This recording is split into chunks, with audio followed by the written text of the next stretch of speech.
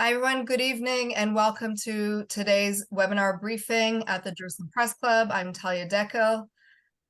So we're well into starting the third week of the current war, as everyone knows, everyone who's covering, everyone viewing from afar.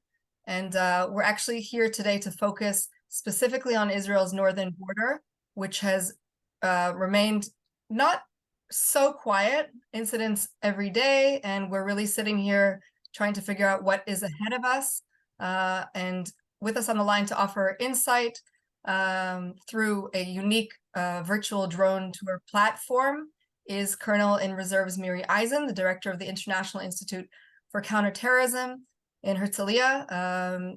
Miri was also a spokesperson for the Israeli government in the past and a senior intelligence officer. The way we're going to do it is Miri's going to use the platform. You're all going to be able to view it, and then she'll open for questions after giving a brief tour. And anyone who wants to have access to the platform itself afterwards, please be in touch directly with JPC, and we'll see what we can do. So with that, Miri, take it away. I'm going to say good evening to everybody wherever you are in the world. The Jerusalem Press Club made a very unique aerial accessory. That's not the right word for it in that sense, but it's a tour that I'm trying to remember the exact name in that sense, but it's something that we made together and it was in anticipation that there would be a war, sadly, and that we'd be able to show it to you even if you're far away. What I want to do right now, and people are still entering and they're going to come in the middle, and that's life and that's okay, is I want to take you on a virtual tour. So I really want to say right now that if you came in on a phone, you really want to be on a computer. You want to be able to see in full what I am going to be showing. And the reason that we're getting all of the ringing on my side is because I have to be a host because I'm about to share something which is relatively heavy. So I'm going to start in that sense without further ado.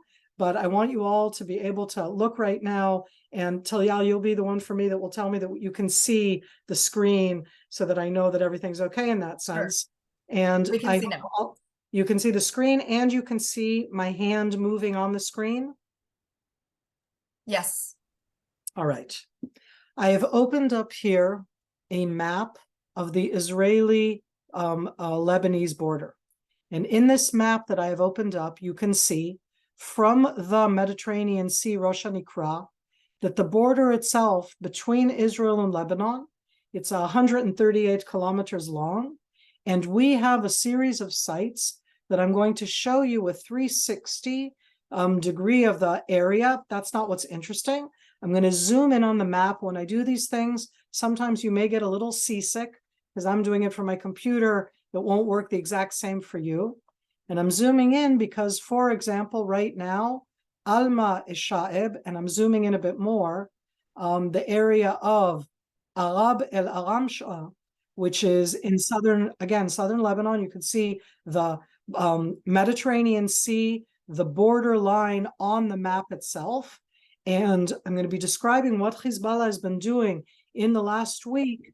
And today, as we're talking about it, for example, towards Arab el Aramshe from the area to the north of the border, and as another example, in Zar'it. I just read right now that 5 Hezbollah bodies were taken out of Ramyeh. You can see Ramyeh in the middle of my map right now. It's opposite both Zar'it, an Israeli moshav, and Shtula, an Israeli moshav. Most of these have been evacuated. So I just showed you in general the line of the map as I go along the incidents, because we are in a low-scale war with Hezbollah already, and the events have taken place of different types of attacks along the border, and the different types along the border, as I said, towards Zar'it, towards Shtula. I'm continuing with the map to the east, towards Netu'ah, keep on going, Doveh is a moshav. And as I go along in that sentence, we go out earlier today, firing. And again, every time it's anti-tank fire, it's rocket fire, it's mortar fire, it's different types towards the different Israeli communities and military outposts along the border. And today, an additional group of Hezbollah terrorists were killed in Aitarun. I keep on going on the border because these are names that have been just today, and I'll go along. Kibbutz Malkiah, Kibbutz Iftach, all of these Israeli communities have been evacuated in the last week. And you keep on going north, and I think that most people remember the name of Metula, which is up in the northern structure of Israel. I'm zooming out again just to give those who have come in an idea. And what I'm going to do right now is not take you along a map. I'm going to take you along an amazing aerial tour. And I say that right now. I mean, when I do it, and every time I do it in that sense, we're going to try as much as possible to show you the different sites. I'm starting here from Rosh HaNikra, which is the border between Israel and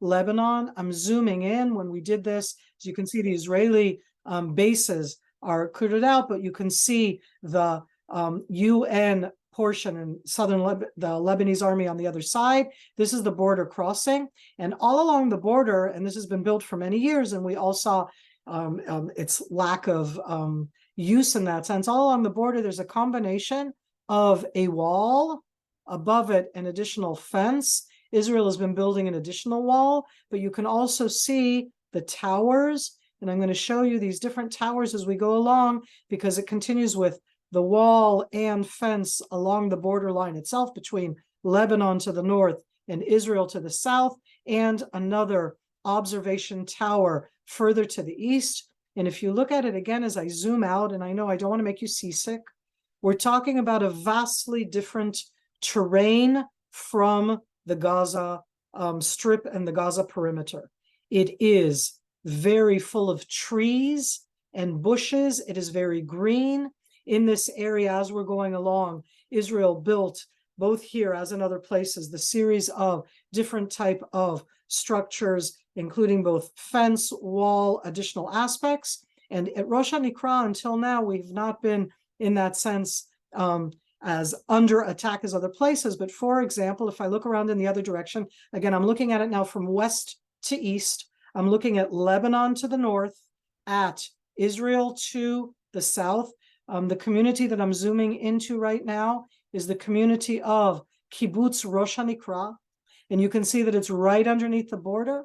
Rosh HaNikra is one of the over 24 Israeli communities. It's just like the ones that were attacked down south, that was evacuated in the last 2-week period. It's been in a process. Initially, they did the ones closest to the border, which include, for example, Rosh HaNikra. If I keep on looking to the south, I'm looking into Israel. I'll just remind you the beautiful coastal line, but all of, and again, I'm zooming in, and I have to do it. I apologize if it's making you seasick, but I'm looking now from the drone view from above Rosh HaNikra towards the city of Nahariya. We're already talking about a city of 30,000 Israelis, and they are only 7 kilometers from the border, similar in that sense to, let's say, in between, let's say, Sderot, or today Netivot that was attacked again, and there's another, somebody who was injured from rockets. So I'm giving you a view. The terrain is different. It's very hilly.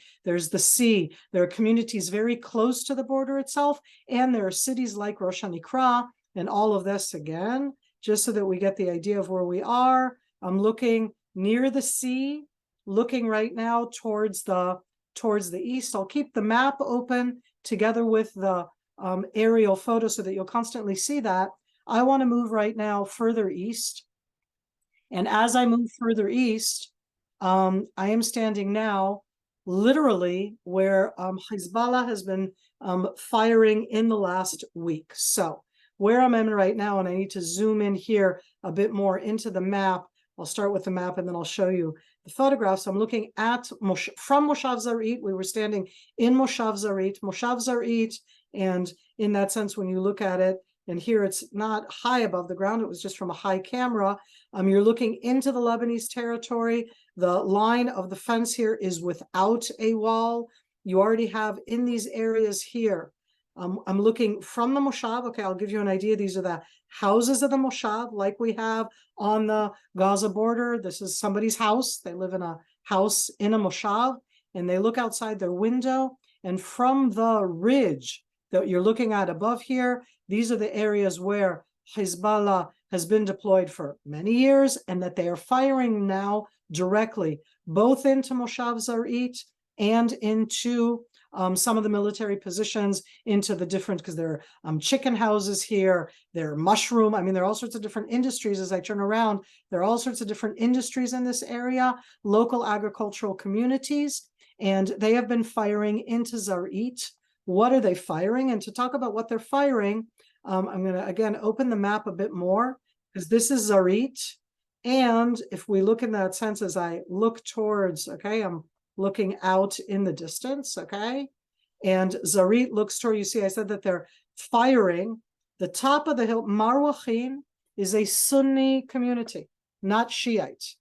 Ramia, that you see on the map, is a Shiite city, town, and it has been firing, and it is the base, and it has a whole subterranean arena that is firing anti-tank rockets, mortars, rockets into Israel, cross-border fire, and drones, different types of unmanned aerial vehicles have been coming out of the Ramya area. Today, Israel said that we attacked in the Ramya area a unit that was going to fire anti-tank missiles into Israel, and this time we preempted.